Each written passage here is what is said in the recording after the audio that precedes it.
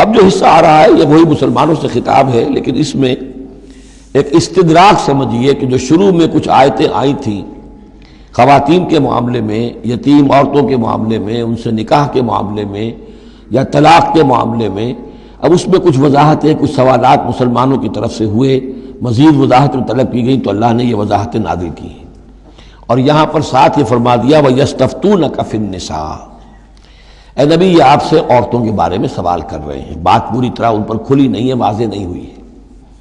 قُلِ اللَّهُ يُفْتِيكُمْ فِيهِنَّ، ٹھیک ہے کہہ دیجئے اے نبی ان سے، اللہ تمہیں فتویٰ دیتا ہے، بتاتا ہے، وضاحت کرتا ہے ان کے بارے میں۔ وَمَا يُتْلَىٰ عَلَيْكُمْ فِي الْكِتَابِ مِنْ يَتَامَى النِّسَاءِ، اب وہ آیت نمبر 3 کے اندر بات واضح ہو گئی، قرآن نے ثابت کر دیا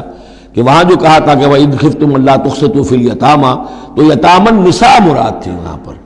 کہ اگر تمہیں اندیشہ یہ ہو کہ یتیم لڑکیوں سے شادی کرو گے تو ان کے ساتھ انصاف نہیں کر سکو گے، اس لیے کہ ان کی طرف سے کوئی ہے نہیں جو ان کے حقوق کا پاسدار ہو اور تم سے کوئی بات پوچھ کر سکے ان کی طرف سے، تو پھر ان سے شادی مت کرو، بلکہ تم اور جو عورتیں ہیں شادی اگر کرنی ہے ایک سے زائد تو ما طاب لکم من النساء مثنی وثلاث ورباع، شادی کرو۔ تو یہاں فرمایا وہ تھا عورتوں کی، یتیم عورتوں کے بارے میں وہ حکم تھا، ما یتلی علیکم، جو تمہیں سنایا گیا، جو سنایا جا رہا ہے کتاب میں، فی یتامی النساء، ان عورتوں کے بارے میں کہ جو یتیم ہیں، وہ عورتیں یا لڑکیاں، لا توتونہن ما کتب لہن، تم دیتے نہیں ہیں انہوں جو اللہ نے ان کے لیے لکھ دیا ہے، بغیر مہر کے یتیم بچی تھی، آپ نے شادی کر لی، کون اس کی طرف سے مہر طلب کرے گا؟ وترغبون ان تنکحوہن، اور چاہتے ہو کہ اسے نکاح بھی کرو، والمستضعفین من الولدان، اسی طرح بچے جو ہیں ان کے ساتھ بھی جو ظلم ہوتا ہے، وان تقوموا للیتامی بالقسط، اور وہ جو ہم نے تفصیل سے احکام دیے ہیں کہ یتیموں کے معاملے میں انصاف پر کاربند رہو، وما تفعلوا من خیر فإن اللہ کان بہ علیما، اور جو خیر بھی تم کرو گے اللہ اس سے واقف ہے، تمہاری نیتوں کو جانتا ہے۔ تو وہ احکام ہیں، بنیادی ہدایات دے دی گئی ہیں، اور اس میں اس سے اضافی شے جو ہے وہ یہ ہے کہ تمہاری نیت صاف ہونی چاہیے۔ واللہ یعلم المفسد من المصلح، اللہ جانتا ہے کہ کون حقیقت میں شرارتی ہے اور کون جو ہے اس کی نیت صحیح ہے۔ وَإِنِ امْرَأَةٌ خَافَتْ مِنْ بَعْلِهَا نُشُوزًا، اب دیکھیے ایک نشوز عورت کے لیے آیا تھا کہ اگر واللاتی تخافون نشوزہن، وہ عورتیں، وہ بیویاں کہ جو سرکشی کر رہی ہیں، حکم نہیں مان رہی ہیں، تابعداری نہیں کر رہی ہیں، زدم زدہ پر اڑی ہوئی ہیں، ان کے بارے میں تو آ چکا تھا شروع میں۔ اب یہاں عورتوں پر بھی تو ہو سکتا ہے کہ مرد ظلم کر رہا ہے، مرد جو ہے وہ ان کا حقوق ادا نہیں کر رہا ہے، شوہر جو ہے وہ اپنی قوامیت جو ہے اس کو غلط طریقے پہ استعمال کر رہا ہے، روب ڈالتا ہے، دھونس دیتا ہے، یا اور بری طریقے سے ستاتا ہے، تنگ کرتا ہے، تنگ کر کے وہ مہر معاف کرواتا ہے یا کچھ اور، اگر ذرا اس کے والدین اچھے کھاتے پیتے ہیں تو لاؤ اپنے والدین کے گھر سے، یہ ساری گندگیاں جو ہمارے معاشرے میں ہوتی ہیں اور عورتیں بیچاری اس میں پستی ہیں، وہ جو چکی کے دو پارٹوں کے مابین۔ وَإِنِ امْرَأَةٌ خَافَتْ مِنْ بَعْلِهَا نُشُوزًا، اور اگر کسی عورت کو اپنے شوہر سے اندیشہ ہو جائے کہ وہ زیادتی کرے گا، وہ زیادتی کر رہا ہے اور وہ اس کے حقوق ادا نہیں کر رہا، او اعراضاً، یا اب وہ اس کی طرف میلان ہی نہیں رکھتا، اب وہ گویا کہ بیوی ہے ہی نہیں، اس کی طرف کوئی میلان نہیں، کوئی نئی شادی رچائی ہے اور سارا جو ہے توجہ جو ہے وہ نئی نویلی دلہن کی طرف ہے، او اعراضاً، جی بھر گیا، توجہ ہٹ گئی، فلا جناح علیہما، تو ان دونوں پر کوئی الزام نہیں ہوگا، ان یصلحا بینہما صلحا، کہ وہ آپس میں بیٹھ کر صلح کر لیں، صلح سے مراد یہاں پر اپنا معاملہ طے کر کے اور عورت خلا کر لے، بس صلح خیر۔ لیکن خلا کرنے میں جیسا کہ ہم پڑھ چکے ہیں عورت کو مہر چھوڑنا پڑے گا، لیا تھا تو کچھ واپس کرنا پڑے گا، والصلح خیر، صلح اچھی ہے، وأحضرت الانفس الشح، البتہ جو انسانی نفس ہے اسے لالچ جو ہے اس پر مسلط رہتا ہے، مرد چاہے گا میرا پورا مہر واپس کرو، عورت چاہے گی کہ مجھے کچھ بھی واپس نہ کرنا پڑے۔ وَإِن تُحْسِنُوا، یہ آ چکا ہے سورہ بقرہ کے اندر، یہ مضامین آ چکے ہیں۔ وَإِن تُحْسِنُوا، اگر تم نیکی کرو، تم مرد ہو، تم مردانگی کا ثبوت دو، اس معاملے کے اندر نرمی کرو، ان کا حق جو ہے زیادہ رکھو، وَتَتَّقُوا فَإِنَّ اللَّهَ كَانَ بِمَا تَعْمَلُونَ خَبِيرًا، اور تم تقویٰ کی روش اختیار کرو تو جان لو کہ اللہ تعالیٰ تمہارے تمام اعمال سے باخبر ہے۔ وَلَن تَسْتَطِيعُوا أَن تَعْدِلُوا بَيْنَ النِّسَاءِ، اچھا وہاں یہ آیت بھی آئی تھی کہ وَإِنْ خِفْتُمْ أَلَّا تَعْدِلُوا فَوَاحِدَةً، اگر تمہیں اندیشہ یہ ہو کہ تم اپنی بیویوں پہ اگر ایک سے زائد ہیں، دو ہیں، تین ہیں، چار ہیں، تو عدل نہیں کر سکو گے تو پھر ایک ہی پر اکتفا کرو، پھر دوسری شادی مت کرو۔ تمہیں اطمینان ہے، تمہیں اپنے اوپر یہ اعتماد ہے کہ تم یہ عدل کر سکتے ہو، تب دوسری شادی کرو، ورنہ نہیں۔ لیکن اب اس میں جیسا کہ میں نے عرض کیا تھا کہ کچھ چیزیں تو ہوتی ہیں گنتی کی، ناپ تول کی، اس میں تو عدل ہو سکتا ہے، لیکن ایک قلبی میلان جو ہے اس کے اندر تو ظاہر بات ہے انسان کے اختیار میں نہیں ہے۔ حضور صلی اللہ علیہ وسلم نے اپنی تمام ازواج کے لیے ہر چیز گن گن کر، یعنی باریاں بھی مقرر تھیں آپ کی شب باشی کی، دن میں بھی اب آپ ایک چکر لگاتے تھے عصر اور مغرب کے درمیان، تو تھوڑی تھوڑی دیر ہر اپنی زوجہ محترمہ کے پاس ٹھہرتے تھے، کہیں تھوڑی دیر بھی زیادہ ہو جاتی تو کھلبلی مچ جاتی تھی، آج وہاں کیوں ٹھہر گئے، آج زینب کے پاس زیادہ وقت کیوں لگ گیا، آج فلاں کیا ہو گیا، وہاں شہد دیا گیا تھا وہ شہد پی رہے تھے تو اس وجہ سے دیر لگ گئی۔ تو حضور سے جب کہا گیا اشارے کنائے سے آپ نے قسم کھا لی اچھا میں آئندہ کبھی شہد نہیں پیوں گا، حضور نے اللہ تعالیٰ نے ٹوک دیا کہ حضور یہ کیوں آپ قسم کھا رہے ہیں، لما تحرم ما احل اللہ لک تبتغی مرضات ازواجک۔ تو یہ چیزیں جو ہوتی ہیں انسانی معاشرے میں، بہرحال بہت بہتر معاملہ تھا، بہت بہتر تھا حضور کی ازواج مطہرات کا آپس میں، لیکن یہ کہ بالکل ظاہر بات ہے کہ کچھ نہ کچھ تو شوق ناپا جو ہوتا ہے اس کے کوئی نہ کوئی اثرات تو ہوتے ہیں، یہ عورت کی فطرت ہے، اس کے اندر اختیار میں نہیں ہے۔ تو یہ چیزیں جو ہے فرمایا کہ اگر تم وَلَن تَسْتَطِيعُوا أَن تَعْدِلُوا بَيْنَ النِّسَاءِ، تمہارے لیے ممکن ہی نہیں ہے کہ تم عورتوں کے مابین انصاف کر سکو۔ مراد کیا ہے؟ قلبی میلان، یہ حدیث کے اندر واضح ہو گیا۔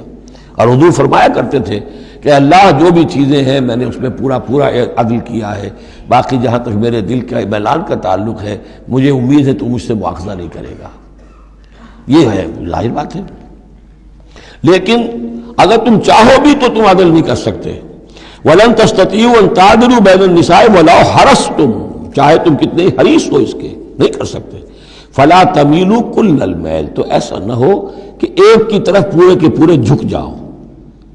میلان میل، کل المیل، ایک ہی کی طرف پورا میلان ہو جائے، فَتَذَرُوهَا كَالْمُعَلَّقَةِ، کہ دوسری بیوی معلق ہو کر رہ جائے، اب نہ وہ شوہر والی ہے اور نہ آزاد ہے، اس سے کوئی تعلق ہی نہیں۔ وَإِن تُصْلِحُوا وَتَتَّقُوا، اگر تم اصلاح کر لو اور تقوی کی روش اختیار کرو، فَإِنَّ اللَّهَ كَانَ غَفُورًا رَحِيمًا، تو اللہ تعالیٰ بھی غفور الرحیم ہے۔ وَإِن يَتَفَرَّقَا، اب یہ بہت اہم موضوع ہے کہ ہمارے ہاں طلاق کے بارے میں جو یہ مشہور ہو گیا صحیح ہے، ان ابغض الحلال عند اللہ الطلاق، یہ حلال چیزوں میں سب سے زیادہ اللہ کو ناپسند جو ہے وہ طلاق ہے، لیکن اسے کفر کے درجے تک پہنچایا ہوا ہے۔ لڑائی چل رہی ہے، جھگڑا چل رہا ہے، مزاجوں میں موافقت نہیں ہے، ایک دوسرے کو کوس رہے ہیں، دن رات کا جھگڑا ہے، طلاق نہیں دینی، یہ احمقانہ طرز عمل ہے، بالکل احمقانہ، شریعت کی منشا کے بالکل خلاف۔ یہاں آپ دیکھیں کہ ایک طرح کی ترغیب ہے طلاق کی، ترغیب۔ وَإِن يَتَفَرَّقَا، اب اگر وہ متفرق ہو جائیں، علیحدہ ہو جائیں، سیپریشن جو آپ استعمال کرتے ہیں، سیپریٹ ہو جائیں، یغنی اللہ کلا من سعتہ، اللہ دونوں کو اپنی کشادگی کشائش سے غنی کر دے گا۔ ہو سکتا ہے اس عورت کو بھی کوئی بہتر رشتہ مل جائے کہ جو اس سے اس کے ساتھ مزاجی موافقت رکھنے والا ہو، اور اس شوہر کو بھی اللہ تعالیٰ کوئی بہتر بیوی دے دے کہ جس کے اور اس کے درمیان جو ہے مزاج کے اندر موافقت پیدا ہو جائے۔ تو یہ کہ عدم موافقت ہے، لڑتے رہنا ہے، دنگا فساد ہے، لیکن یہ کہ وہ طلاق نہیں دینی ہے، یہ ہندوانہ اثرات ہیں ہم پر نمبر ایک، اور دوسرے عیسائیانہ اثرات ہیں۔ عیسائیت میں بھی طلاق حرام ہے، اس لیے کہ قانون اصل میں شریعت، انجیل میں شریعت اور قانون تو ہے ہی نہیں، لیکن جو حضور نے فرمایا ان ابغض الحلال عند اللہ الطلاق، ایسی ہی کوئی بات حضرت مسیح نے فرمائی کہ طلاق اگر بلا وجہ کوئی شخص طلاق دے دیتا ہے تو یہ ایسا ہی ہے، فرض کیجئے کہ اب وہ عورت جو ہے اس کی وہ بے سہارا رہ گئی، ہو سکتی ہے کہ اس کا آوارہ ہو جائے، تو گویا کہ اب اس کی گناہ کا وبال اس پر ہوگا کہ جس نے اسے طلاق دی ہے، بلا سبب طلاق دے دی۔ اب وہ عورت جو ہے اگر اس کی شادی اور نہیں ہوئی تو اس کی آوارگی کا امکان موجود ہے۔ تو اس کو سمجھنا چاہیے کہ یہ اخلاقی تعلیم تھی، یہ قانونی تعلیم نہیں تھی۔ قانونی تعلیم تو وہی ہے کہ جو تورات کے اندر ہے، آپ حضور حضرت مسیح فرما کر گئے ہیں کہ یہ نہ سمجھو کہ میں قانون کو ختم کرنے آیا ہوں، موزائک لا جو ہے حضرت موسیٰ کی شریعت وہ تم پر نافذ رہے گی، لاگو رہے گی، عائد رہے گی۔ تو قانون قانون ہے اور اس کے ساتھ اخلاق کی تعلیم ہوتی ہے، اس کو انہوں نے قانون بنا دیا، نتیجہ یہ ہوا جب تک بیوی کے اوپر آپ بد کرداری کا الزام ثابت نہ کر دیں آپ طلاق نہیں دے سکتے، لہذا وہ 100 طریقے کر کے پہلے اسے بد کردار بناتے ہیں اور پھر اس کا ثبوت لیتے ہیں تب جان چھڑاتے ہیں، ورنہ جان چھوڑ نہیں سکتی۔ تو یہ سارا کا سارا معاملہ جو ہے شریعت کے اندر تو جو صحیح راستے رکھ دیے گئے ہیں ان کو اگر چھوڑا جائے گا تو پھر غلط راستے اختیار کرنے پڑیں گے۔ تو ایک ہندوانہ اثرات جو ہمارا پس منظر ہے، اور ایک جدید تہذیب کے جس پر عیسائیت کا غلبہ ہو گیا تھا، ان کے ہاں کے اثرات کی وجہ سے یہ طلاق کا معاملہ ہمارے ہاں تقریباً کفر بنا دیا لوگوں نے۔ وَإِن يَتَفَرَّقَا يُغْنِ اللَّهُ كُلًّا مِّن سَعَتِهِ، اگر وہ علیحدہ ہو جائیں، نہیں مزاجوں کی موافقت ہو رہی، وَكَانَ اللَّهُ وَاسِعًا حَكِيمًا، اللہ بڑی وسعت رکھنے والا ہے، بڑی سمائی رکھنے والا ہے، اس کے خزانے بڑے وسیع ہیں، حکیم ہے، حکمت والا ہے، اس کا ہر حکم جو ہے وہ حکمت پر مبنی ہے۔ وَلِلَّهِ مَا فِي السَّمَاوَاتِ وَمَا فِي الْأَرْضِ، اللہ ہی کا ہے جو کچھ کہ ہے آسمانوں میں اور جو کچھ کہ ہے زمین میں۔ وَلَقَدْ وَصَّيْنَا الَّذِينَ أُوتُوا الْكِتَابَ مِن قَبْلِكُمْ وَإِيَّاكُمْ أَنِ اتَّقُوا اللَّهَ، اور دیکھو مسلمانوں، جو تم سے پہلے تھے انہیں بھی ہم نے وصیت کی تھی، جنہیں کتاب دی تھی، اور اب تمہیں بھی وصیت یہی ہے کہ اللہ کا تقوی اختیار کرو۔ اصل شے ہے تقوی، ورنہ شریعت جو ہے اس کا بھی مذاق بن جائے گا۔ اسی لیے حضور کا جو خطبہ ہے بہت مشہور، عام جمعوں میں آپ سنتے بھی ہوں گے، اوصیکم ونفسی بتقوی اللہ، مسلمانوں میں تمہیں بھی وصیت کرتا ہوں اور اپنے نفس کو بھی وصیت کرتا ہوں کہ اللہ کا تقوی اختیار کریں۔ قوا انفسکم واہلیکم نارا، بچاؤ اپنے آپ کو اور اپنے اہل و عیال کو آگ سے۔ تو یہ تقوی جو ہے، وَلَقَدْ وَصَّيْنَا الَّذِينَ أُوتُوا الْكِتَابَ مِن قَبْلِكُمْ، تم سے پہلے جن کو کتاب دی گئی تھی انہیں بھی ہم نے وصیت کی تھی، وَإِيَّاكُمْ، اور سن لو تم بھی کان کھول کر، تمہیں بھی یہ وصیت ہے، أَنِ اتَّقُوا اللَّهَ، کہ اللہ کا تقوی اختیار کرو۔ وَإِن تَكْفُرُوا، اگر تم نہ مانو گے، فَإِنَّ لِلَّهِ مَا فِي السَّمَاوَاتِ وَمَا فِي الْأَرْضِ،